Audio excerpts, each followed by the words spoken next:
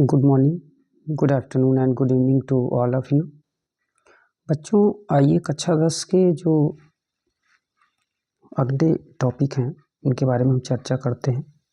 सबसे पहले तो हम ये कहना चाहेंगे आपको कि ये निर्देशांक ज्यामिति जो है वो आपका बहुत इम्पोर्टेंट टॉपिक है, जिसमें कि बहुत अच्छे मार्क्स आपको अटेम्प्ट हो सकते हैं यदि आप ये कंप्लीट कर लेंगे तो इसके हम कुछ फार्मूलों के बारे में आपसे चर्चा करेंगे और आइए देखते हैं वो फार्मूले आप कैसे डिफ़ाइन करेंगे और इनको लर्न कैसे करेंगे, ये चीज़ हम देखते हैं।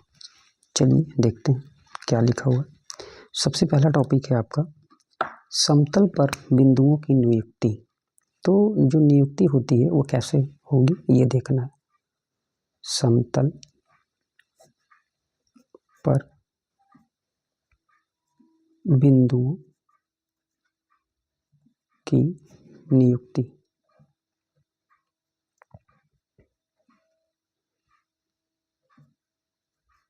तो समतल पर जो बिंदुओं की नियुक्ति होगी वो किस तरह से डिफाइन होगी ये आपको देखना है। तो देखिए कैसे सॉल्व करेंगे। सबसे तो एक्सिस आप पहले डिफाइन करेंगे और इस एक्सिस में आपका एक्स अक्ष होगा, एक्स डैश है, वाई है और ये वाई डैश है। जहाँ पर आपको ये बोलना है कि ये प्रथम चतुर्थांश है, इसको बोलते हैं first, second, third and fourth. तो इसमें पॉजिटिव होता है टोटल,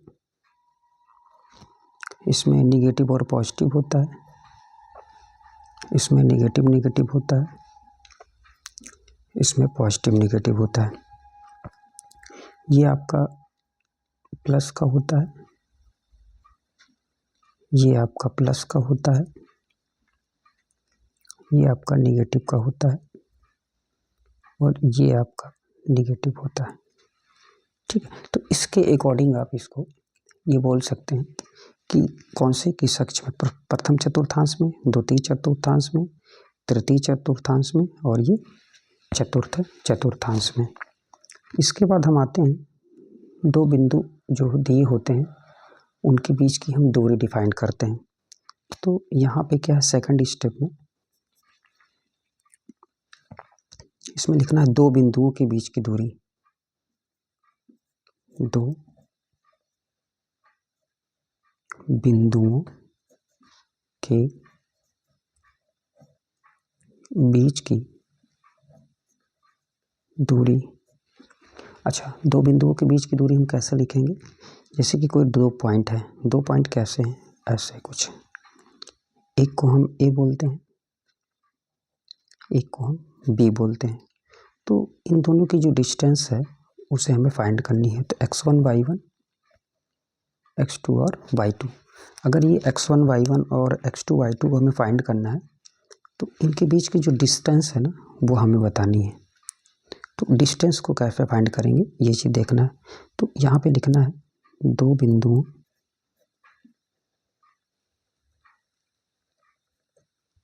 के बीच की दूरी। कैसे लिखेंगे?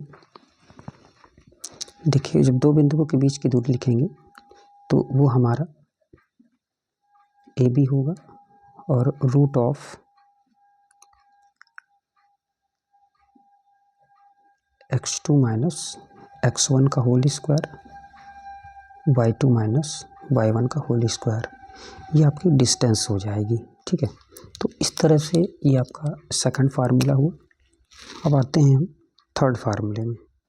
थर्ड फार्मूले के लिए क्या करना है ये चीज़ देखना है। तो जो थर्ड फार्मूला होगा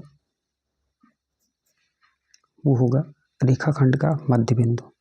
जैसे दो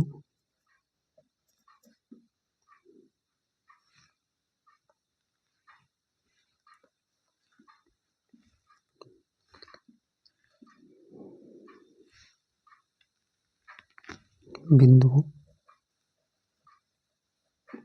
का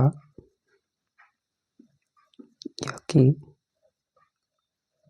मध्य बिंदु का निर्देशांक कैसे फाइंड करेंगे? तो ये कोई आपका 2 पॉइंट हो जाएगा, इसको ए बोलते हैं, इसको बी बोलते हैं, और ये ओ पॉइंट कोई हो जाएगा। कैसे फाइंड करेंगे? यानी कि जो 2 पॉइंट्स हैं आपके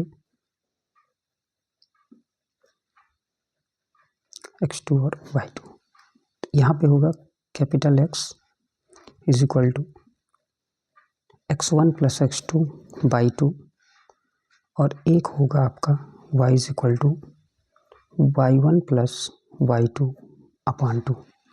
ठीक है, ये 2 पॉइंट्स होंगे। तो इन दोनों पॉइंट्स को आपको ऐसे सॉल्व करना है, जैसे कोई वैल्यू आएगी अभी क्वेश्चन आपको समझ में आ जाएगा। और अगले टॉपिक में चलते हैं। अगला टॉपिक क्या है? विभाजन सूत्र। जैसे कोई विभाजन पॉइंट आ जाए, विभाजन सूत्र कह दीजिए आप, चाहे तो बिंदु कह दीजिए, जैसा आपको लगे। तो हम एक काम करते हैं, 2 पॉइंट्स लिखते हैं, एक को हम ए बोलते हैं, एक को हम बी बोलते हैं, और ये कोई पॉइंट्स हो गया। यहाँ पे हम ये बोलते हैं कि ये कोई ओ पॉइंट है, इसको हम बोलेंगे x1, y1, x2 और y2। इन दोनों के जो मध्य बिंदु के निर्देशांक होंगे उनको हमें बताना है। यम, इसको हम यन बोलेंगे। तो सबसे पहले लिखेंगे हम, 2 बिंदु होते हैं इसमें। फर्स्ट होता है अंतः विभाजन। जब हम अंतः विभाजन की बात करेंगे तो वो कैसे लिखे जाएंगे, इसके बारे में हम ध्यान देते हैं। क्या लिखेंगे हम?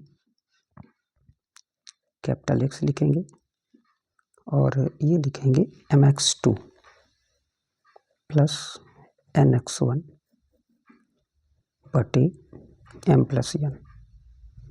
ठीक है, और इसी का एक पॉइंट हो जाएगा y is equal to my2 plus ny1 upon m plus n। इसी में हम इसी को लिख सकते हैं बाह्य विभाजन के थ्रू। तो बाह्य विभाजन कैसे लिखा जाएगा, आइए देखते हैं। सेकंड,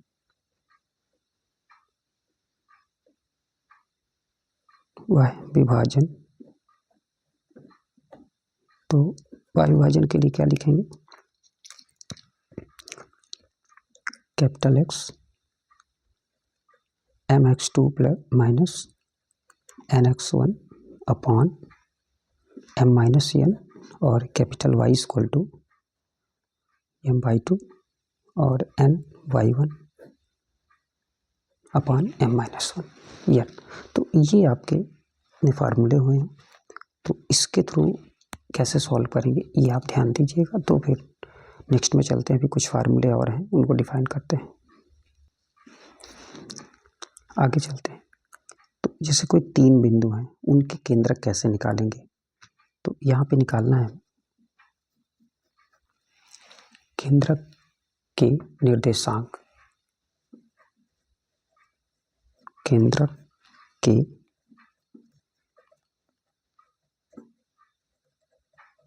निर्देशांक। तो जब केंद्रक के निर्देशांक निकालेंगे तो वो कैसे निकालेंगे हम, ये ध्यान देना है। देखिए, आप 3 पॉइंट्स, कोई फिगर है उसको पहले देखिए, त्रिभुज बनाइए आप। सपोज करते हैं ये आपका त्रिभुज है, इसका सेंटर होगा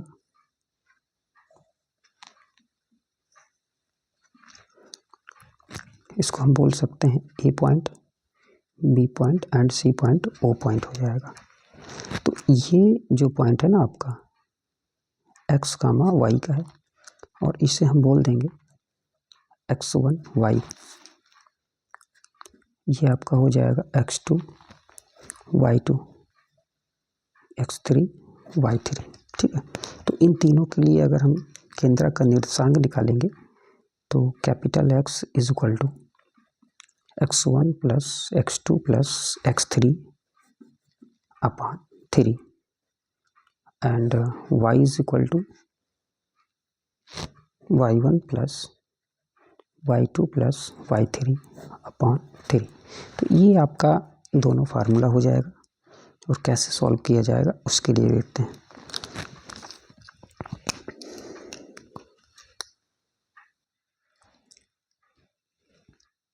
त्रिभुज का क्षेत्रफल निकालते हैं।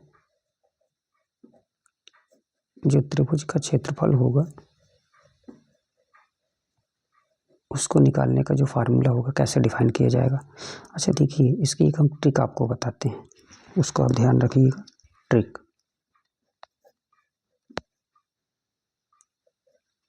अब वो ट्रिक क्या है ये देखिए, आपको याद रखना है 2, 3 और 1 याद रख लेंगे, चलिए कोई बात नहीं। ये जो वैल्यू है ना आपकी 2, 3, 1, ये आपकी y से डिनोट की जाएगी। ध्यान से सुनिएगा मेरी बात को। तो इसको जब हम लिखेंगे तो सबसे पहले लिखेंगे त्रिभुज का क्षेत्रफल।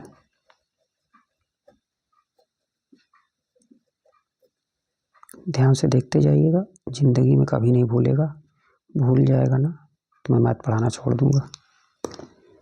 ठीक है, अब देखिए सबसे पहले क्या होगा 1/2 और 2, 3, 1। तो सबसे पहले x1 होता है ना, तो आप x1 लिखिए और ये y का है तो इसको लिखिए आप y2।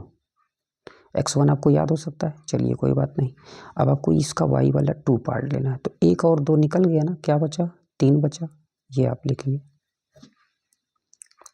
फिर आ जाइए आप x1 के बाद क्या आता है x2, ये 2 है ना, इससे कोई मतलब नहीं, यहाँ क्या है 3 है, आप लिखिए y3। 2 और 3 निकल गया, क्या बचा y1। इसके बाद आप लिखिए x3 और जब आप x3 लिखेंगे तो आपका क्या है ये 1, इसको आप लिखिए y1 और y2। ये आपका फार्मूला हो गया। तो यहाँ पर इस तरीके से आप याद कर सकते हैं कि 1/2 x1 हो जाएगा, आपको पहले से कन्फर्म है x1 रखना है, फिर 2 है इसको y2 और इन दोनों में निकल गया तो क्या बचा y3। इस तरह से ये x2 हो जाएगा और ये 3 हो जाएगा, 2 और 3 निकल गया, क्या बचा 1, उसको लिख देंगे। x3 हो जाएगा, फिर आपका ये 1 है y1 लिख देंगे, 3 और 1 निकल गया, क्या बचा 2, आप लिख दीजिए। और इसी के लिए बोलते हैं कि कभी कभी संरेख के लिए बोल देता है, जब त्रिभुज संरेख है तब। तो संरेख के लिए क्या फार्मूला होगा, संरेख जब तीनों पॉइंट्स हो। अच्छा इसका फिगर चाहे आप डिफाइन कर दीजिए, कोई बात नहीं।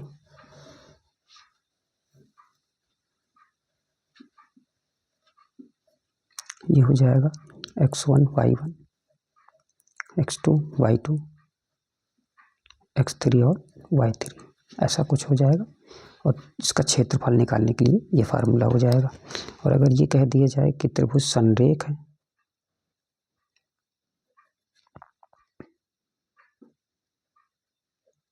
संरेख, तब के लिए क्या होगा, अब जब त्रिभुज संरेख होगा तो उसके लिए आपको तीनों पॉइंट यही रहेंगे,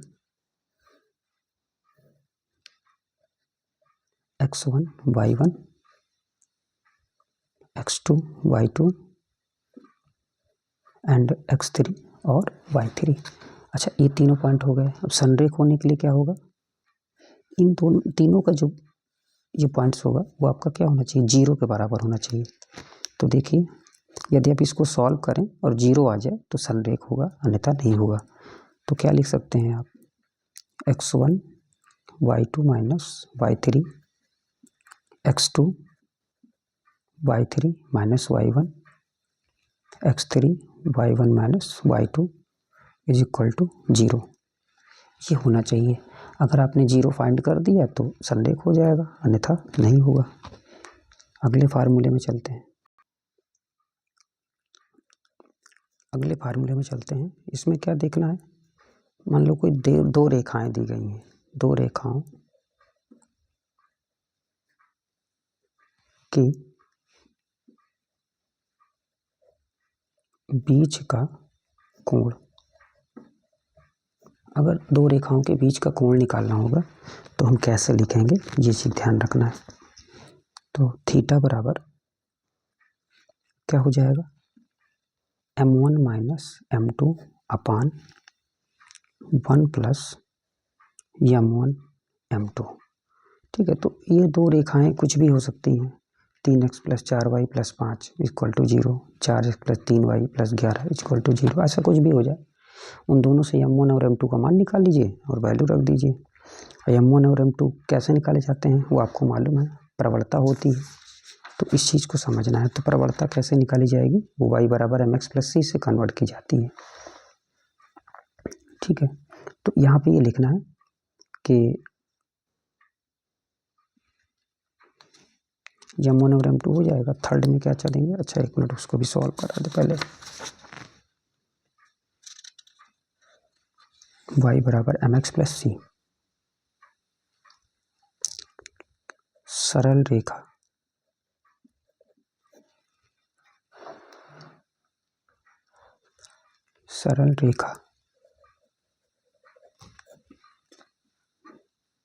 की प्रवणता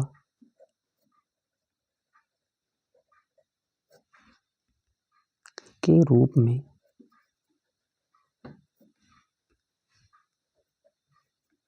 मानक समीकरण क्या होगा, ये देखिए आप तो लिख सकते हैं। ये होता है आपका y बराबर mx प्लस c। तो यहाँ पर जो यम है आपका वो प्रवणता है, जहाँ यम बराबर है प्रवणता और c आपका है y अक्ष पर कटा अंतःखंड, कटा अंतःखंड। ठीक है, अब आगे चलते हैं। और ये क्या होता है, जैसे मान लो कि ऐसा फार्मूला भी यूज हो सकता है, दो बिंदुओं से होकर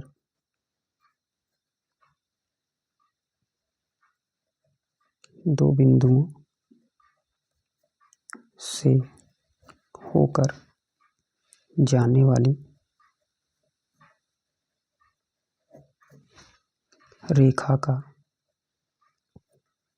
समीकरण कैसे लिखेंगे, यानी कि इसका जो फार्मूला होगा वो कैसे लिखेंगे। ये देखिए, दो कोई बिंदु हैं, उनसे होकर जाने वाली रेखा का समीकरण जो होगा वो ऐसे लिखेंगे। कैसे, ये देखिए, x1 y1 तथा x2 y2 से होकर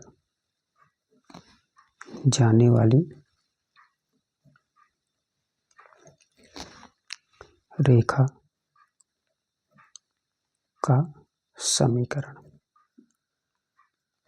क्या होगा, ये आप देखिए, y minus y1 y2 minus y1 बटा x2 माइनस x1 और x माइनस x1, ये आपका फार्मूला हो गया। कब, जब दो पॉइंट्स दिए हों। और कभी कभी ऐसा होता है कि एक पॉइंट दिया होता है, उसके लिए भी लिखना पड़ता है, उसकी आवश्यकता वैसे है नहीं, अभी जब पढ़ेगी तो फिर सॉल्व करेंगे। ठीक है, तो इसके लिए ध्यान देना है। ठीक है, जैसे कि कभी कभी ऐसा भी आता है, आप जानकारी रख लीजिए, जो यूज़ में होगा आप करिएगा, भविष्य के लिए आपको बहुत अच्छे फार्मूले हैं सब। दो रेखाओं के समांतर होने का प्रतिबंध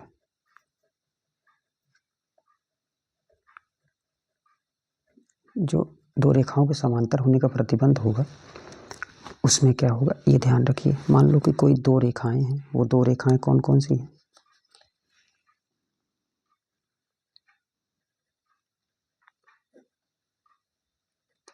प्रथम रेखा आपकी होगी y बराबर m1x प्लस c1 और द्वितीय रेखा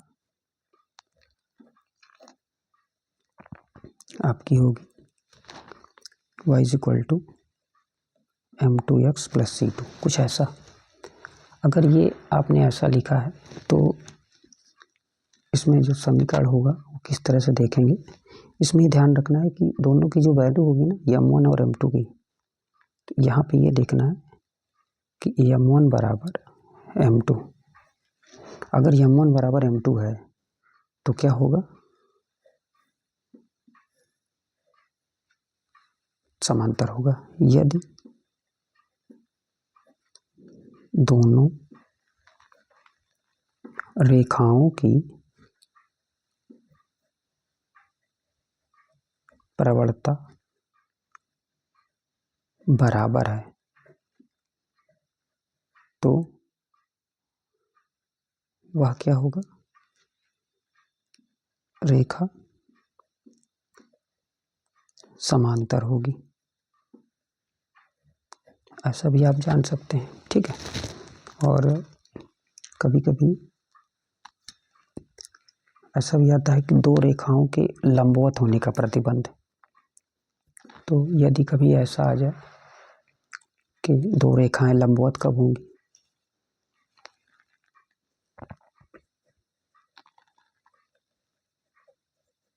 दो रेखाओं की लंब होने का प्रतिबंध, ठीक। तो उसके लिए क्या होगा, उसके लिए ध्यान रखना है कि वही दो रेखाएं हैं आपकी। प्रथम रेखा क्या है, प्रथम रेखा है आपकी y बराबर m1x प्लस c1 और द्वितीय रेखा y बराबर m2x प्लस c2।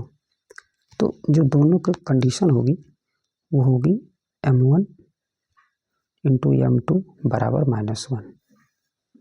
अगर दोनों की प्रवणता जो है वो गुणनफल निकले और मान क्या आ जाए, 1 आ जाए, तो उसके लिए क्या लिखेंगे कि वो लंब है। तो यहाँ पे हम इसको लिख देंगे,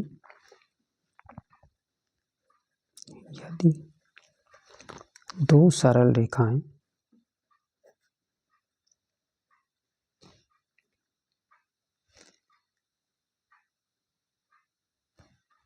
रेखाओं की प्रवणता का गुणनफल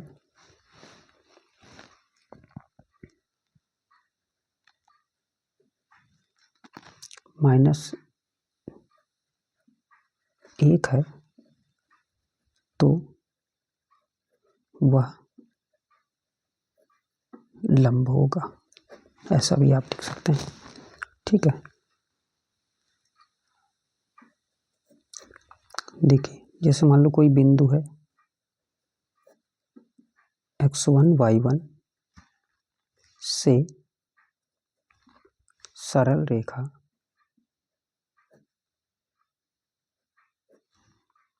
ax plus by plus c बराबर 0 पर डाले गए लंब की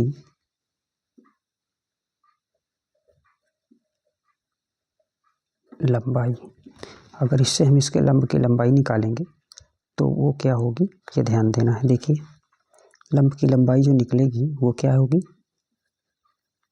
लंब की लंबाई इज इक्वल टू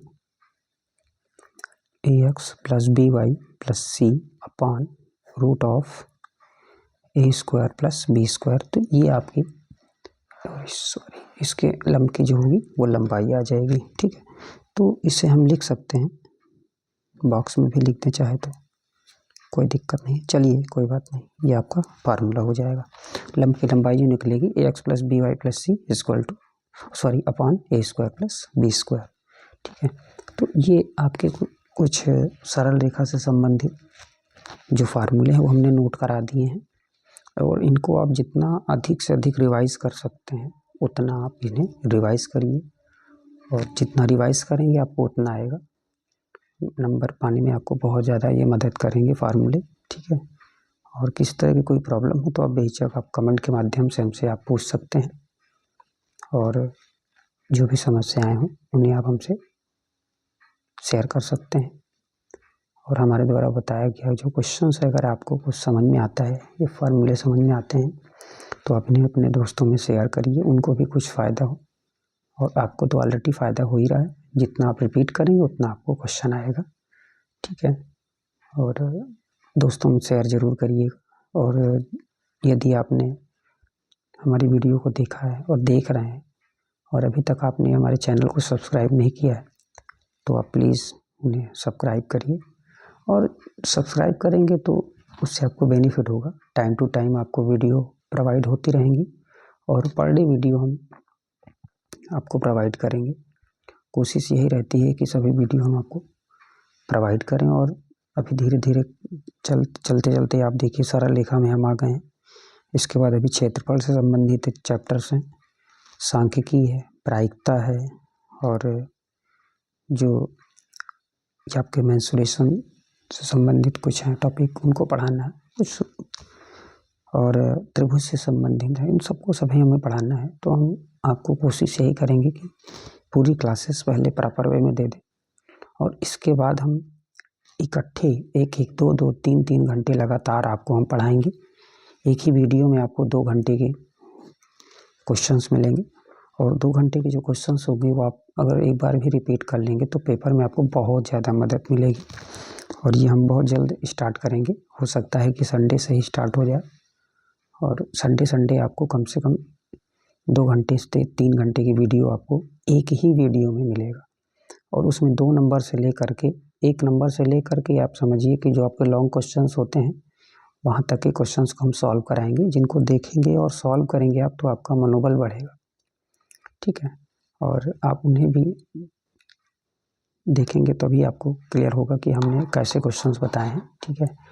ये हम नहीं बोलेंगे, वो हमारा एक्सपीरियंस बोलेगा कि हम क्वेश्चंस में क्या बता रहे हैं, ठीक है। धन्यवाद, आपने हमारी वीडियो को इतना टाइम दिया, और आशा करते हैं कि आप ऐसे ही टाइम देते रहेंगे और पढ़ेंगे, अच्छे मार्क्स पाएंगे, और 12th में हम आपका सहयोग फिर से करें, ये अपेक्षा है हमारी आपसे, ठीक है। धन्यवाद।